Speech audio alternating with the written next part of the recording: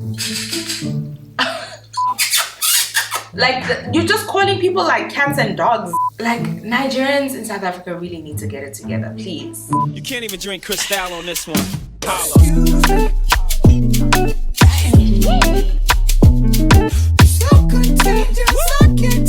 got my Gotcha 97 on right now.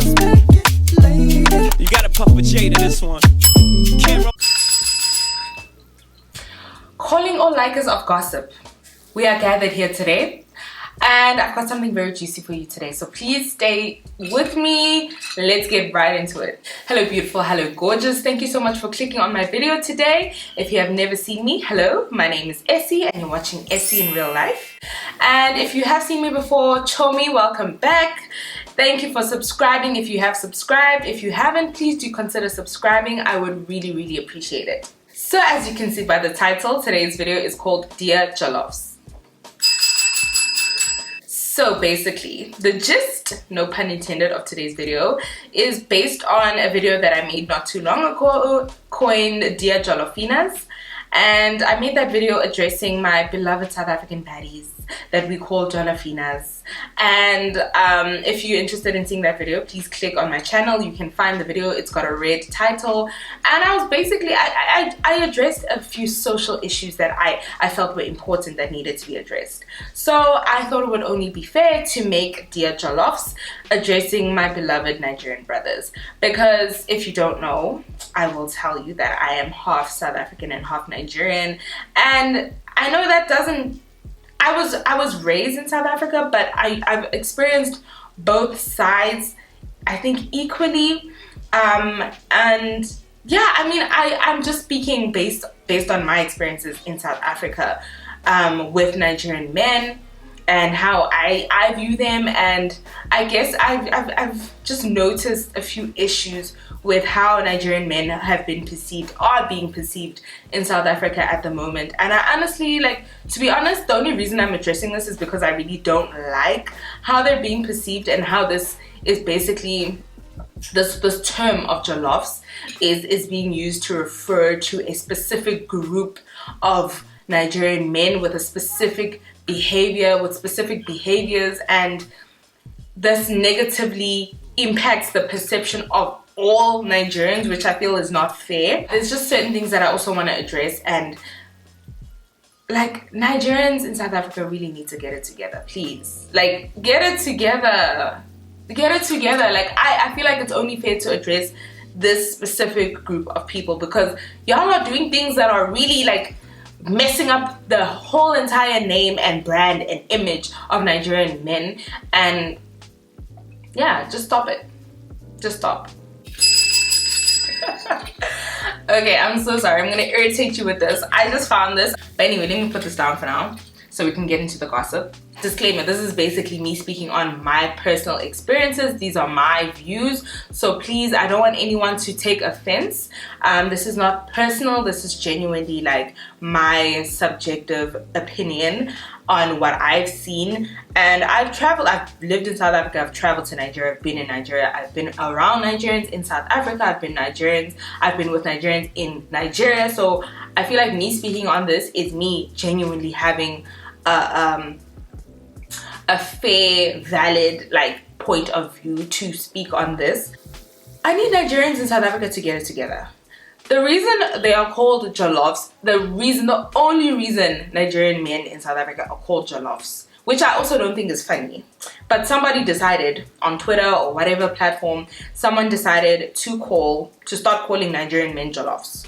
I don't know if it's supposed to be a code name or some type of like secret code, but it's the dumbest thing ever because jollof rice, like, everyone knows who exactly you're talking about.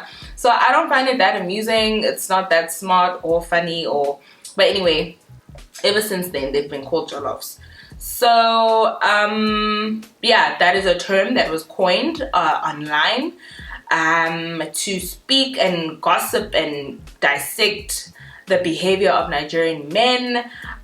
People say really horrible things about Nigerians online. Besides the whole xenophobia chat, it's like Nigerians in South Africa has become its own like subculture of some sort. you know, there's certain things that are expected of Jollofs, and there's just certain, and now Jollofs, the whole culture of Jollofs has given birth to Jollofinas, which is like the female, not female version of, but like basically female counterpart. Can I say counterpart?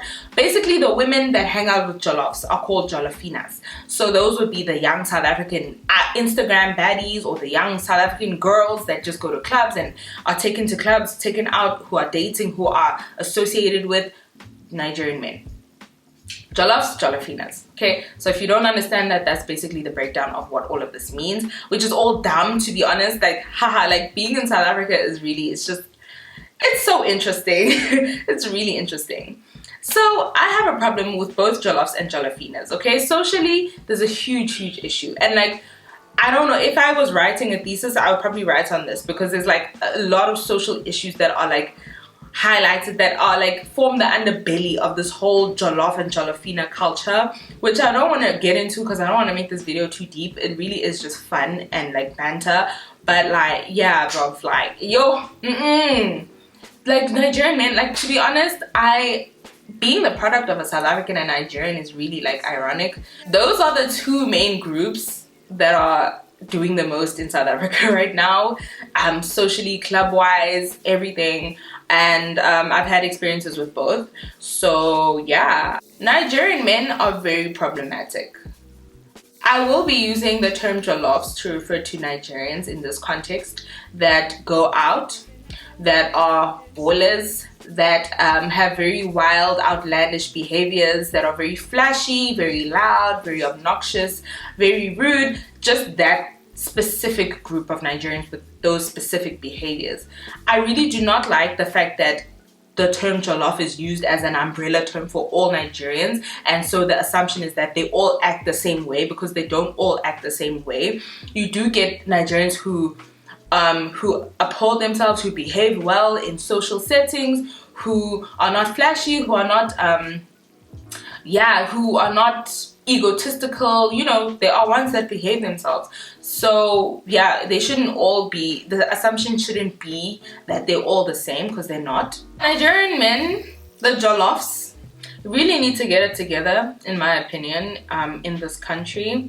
I think worldwide there is now this negative association with Nigerians. Different countries are banning Nigerians. There are different laws put in place specifically because of Nigerians, you know. And now the association in general is, it's only negative things, you know. It's the association with crime, the perception that all Nigerians make their money through fraud, crime, drug dealing, being loud, being obnoxious, having no class, so on and so forth. But basically it's just been a negative, like there's just this negative connotation when it comes to Nigerians. And besides xenophobia, which I'm not going to get into in this video, but besides xenophobia as a factor in this country, I think that Nigerians in particular as a group have like made a name for themselves in this country, and I don't think it's a xenophobic I don't think it's a xenophobic association. I think that the way Nigerians are being perceived right now has very little to do with being xenophobic. I really think the behaviors of Nigerian men in this country and in the world are to blame for how we look at Nigerians now. Because the expectation, anytime you meet one, or anytime one comes and talks to you, anytime a Nigerian person comes up to you or whatever, the association is that either one, they want to swindle you, or they just want to play you. Like, Nigerians are seen as players, as cheaters, as fraudsters, 419, just all types of stuff, Yahoo boys, and like we just can't see past that. Like, people can't see past that now. I really think that it's time for a change, and I think that the problem is that a lot of Nigerians lack acknowledgement. They just don't want to acknowledge that this is the truth, because even Nigerians have problems with these you know, 419ers, these yahoo boys, they have an issue with them too. And I think it's only fair to address the issue in general and objectively, because I mean, people that are doing crime in other countries is obviously a problem. And now they are the good Nigerians are mad that they're being grouped in with like the rest of the Nigerians that are committing fraud and crime and that are classless and whatnot, uneducated. They're tired of being grouped all as one, because obviously those negative connotations, no one would want to be associated with that type of negativity. So I think that the only way that this can be overcome is if like the, you know, Nigerians that think they are, you know, the better ones should definitely call out their brothers for like doing nonsense. You know, it shouldn't be a matter of protecting one another because you need to be patriotic and protect your brother or your whatever. Wrong is wrong. Wrong will always be wrong. It's kind of like, it's like a win-lose situation when you're like associating and hanging out with Nigerians, because listen, here in Cape Town especially, the clubs are run by Nigerians. 100%, like run by them. They literally take over. Their presence is completely felt in like the whole club scene. So when you go to Coco or you go to Saint or whatever, you're just surrounded by Nigerians that are balling and that are buying the most, that are spending the most, that are driving the most expensive, most lavish cars, wearing the most lavish, drippiest, most luxury clothing and whatnot, right? And yeah, the association, basically the assumption is that all Nigerians have money, and all this money that they make is made from crime, from criminal activity. Like that's what every single South African, especially the ones that are a bit ignorant, that's what most South Africans think of when they think of Nigerians. Like, can you really blame us? Because that's all we are exposed to. That's all we get to see is all the like the nonsense. We see these Cape Town Unfiltered, you know, these gossip pages talking about Nigerians are doing this, like sleeping with multiple people, and now there's stories of HIV, and like, just a mess has been created. That perception was created by who? By Nigerians. So you can't really be angry that that is how we see you. That's how your brothers are acting. That is how Nigerian men in South Africa are acting right now at the moment. The majority. And I think that that perception is not going to change. That negative perception is never going to change, never going to go away. So even for someone like me, I'm going to now tell someone that I'm half Nigerian. They're going to look at me like sideways. They're going to give me side eye just based on the fact that this is how Nigerians are seen in general. And it's kind of irritating because it affects the rest of us. It affects people that really have nothing to do. I don't go to clubs. I'm not a baller. I'm not a Yahoo boy. I'm not a product of a Yahoo. So it's quite irritating, to be honest, to be associated, like to be Nigerian at the moment. Like it's just it's an annoying time to be Nigerian or to be half Nigerian. It's it's bad timing because look at the freaking, you know, the image that's been created. So specifically to the Nigerian men that go to clubs and think they own these clubs, they own the streets, they run the streets just because they spend the most, I need to tell you that you need to humble yourself a little bit more, because it's not a competition.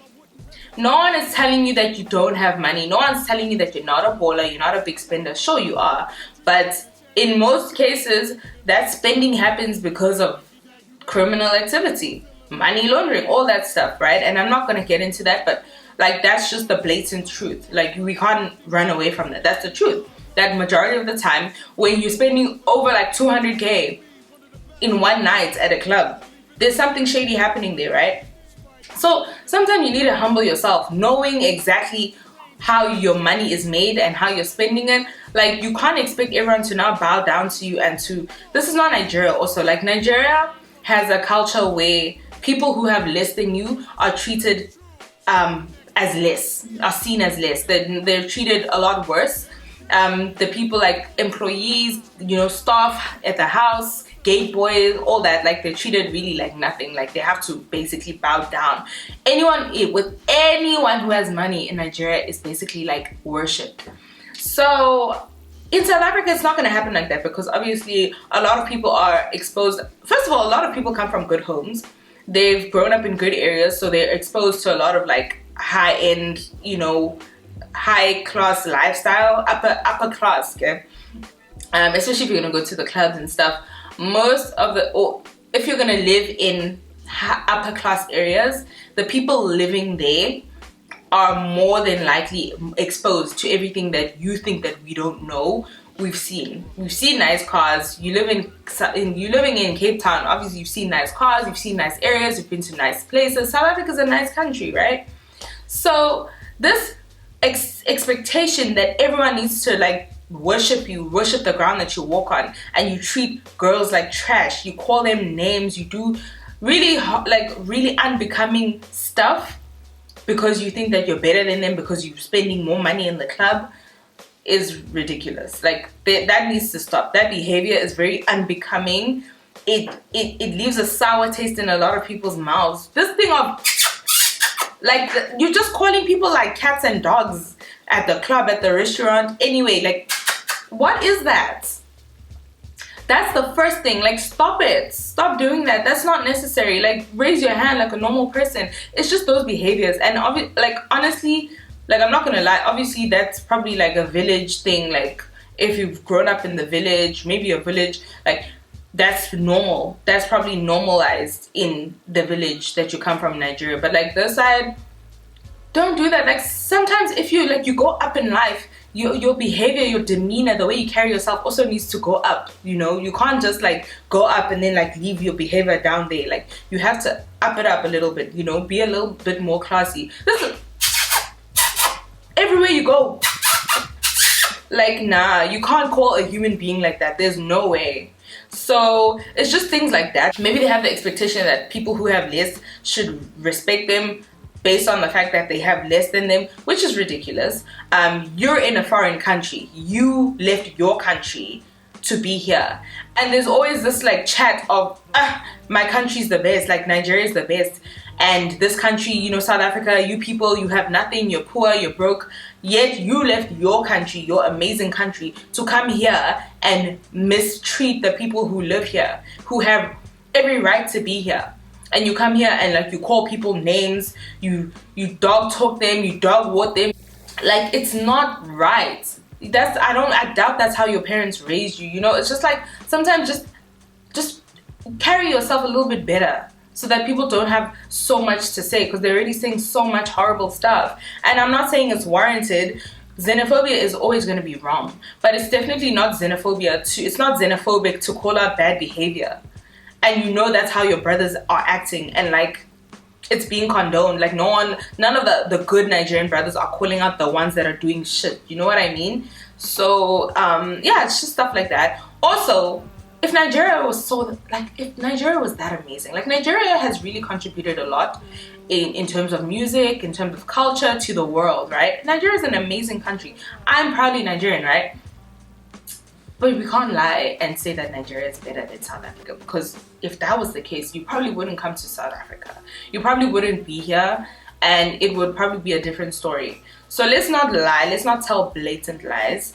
But my problem is that you come from all the way there to come and talk down on South African girls who may have less than you. If you don't get what you want, you start to insult their parents. You start to insult their lineage.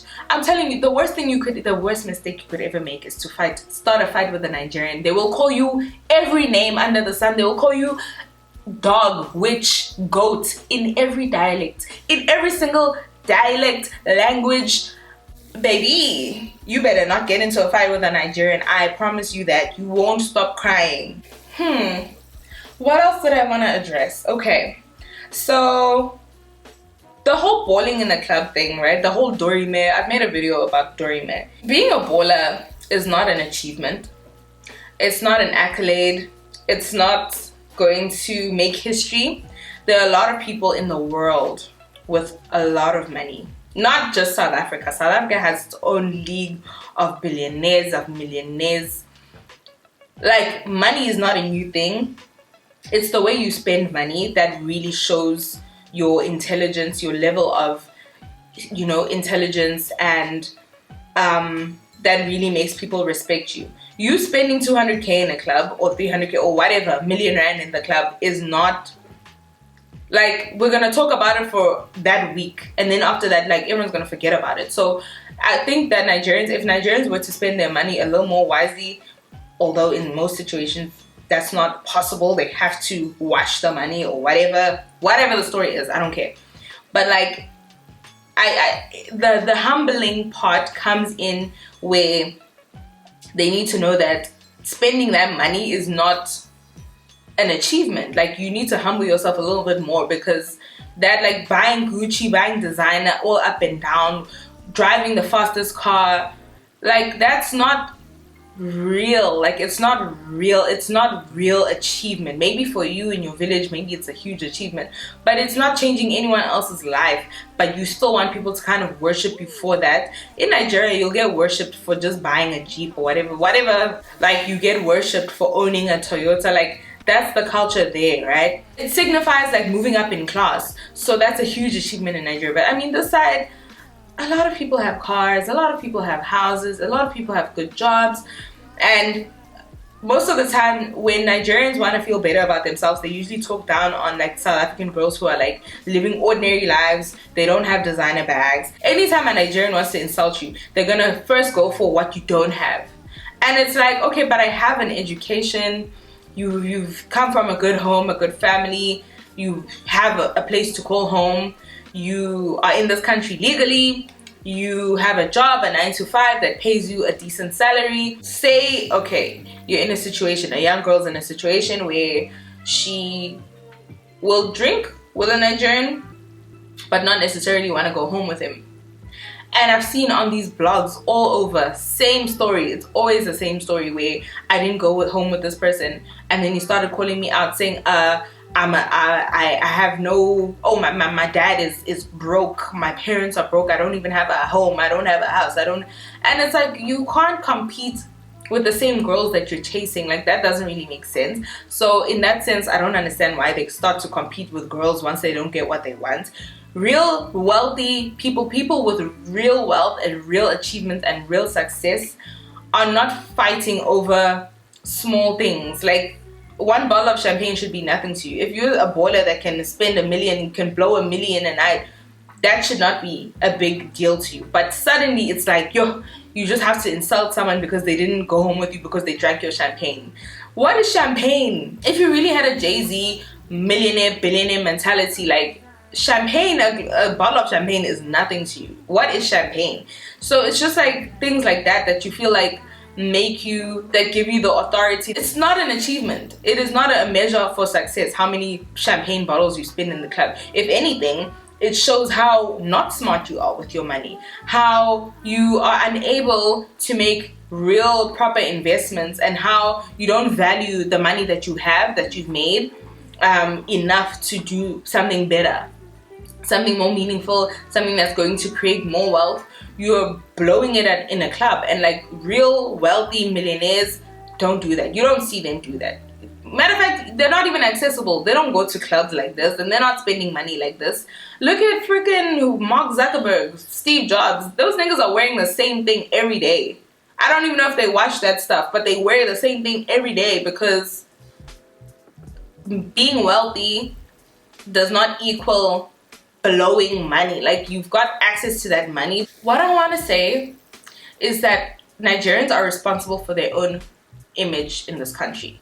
They're responsible for the perception that they've created in other people's minds. Some people will be xenophobic, yes, truthfully. This country can have some very xenophobic people, but I think that this perception is warranted, because this is how they carry themselves. They sit on laptops at night and they think that people are gonna buy this whole story of, I'm in Forex, I'm trading. Like, find a new lie or find a different hustle. I don't know. But the whole fraud, being fraudulent, like, we're not even gonna argue about that. And on the blogs especially, I'm gonna make reference to Cape Town Unfiltered, because that blog, RIP, I don't know where it went, but that blog Like, it gave us all the tea. Like, it's basically like what I'm referencing in this whole video. There were always stories about Nigerian men doing this 1, 2, 3, and 4, and Nigerian men would also come and like comment and also write their own stories. And every time they wrote a story, it was always about, oh, this girl did this, this girl sleeps around. And I'm like, the only reason you even know about that is because you entertain those girls. You entertain this lifestyle. There's no, like, you know, they can be very hypocritical when it comes to that. And it's like, you have so many bad things to say, but yet you're still the one. You created this culture. You created this culture of these young girls expecting money, sleeping for money, like selling themselves basically for the things that you offer, your brothers offer. You are part of that group. You are part of the problem. And you're not calling out, like Nigerians, oh my gosh, there's too much to say. Nigerians are very competitive. They can also become very rude when it's not warranted. They can be very brash and very unrefined, and I feel like, okay, maybe it is that subset, that small group of Nigerians that are maybe uneducated, that come from the village. They are genuinely village boys, so they really don't know any better.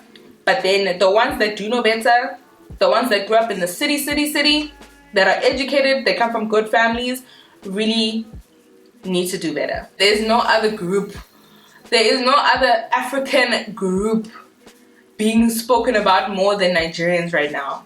Like, for the fact that there's even a specific term used that was coined to refer to Nigerians specifically. Like, no other group, not Kenyans, not Zimbabweans, we don't call them, they don't have a nickname. The fact that Nigerians are so spoken about that they had to make a nickname really shows, like, it really shows how big of a problem they've become.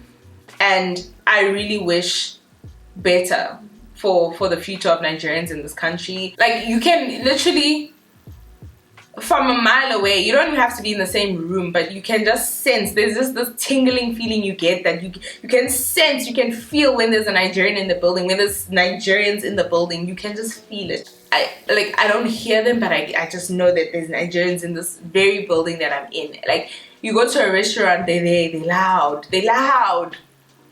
Why? But like, it only makes it harder for me to say, like, when I tell people, oh, I'm half Nigerian, like, it's not really giving flex anymore. It's not really a flex, because it's only associated with like negative things. I mean, I'm proud, I'm personally proud, but it's not a flex because people only associate negative things with it. The loudest in the room.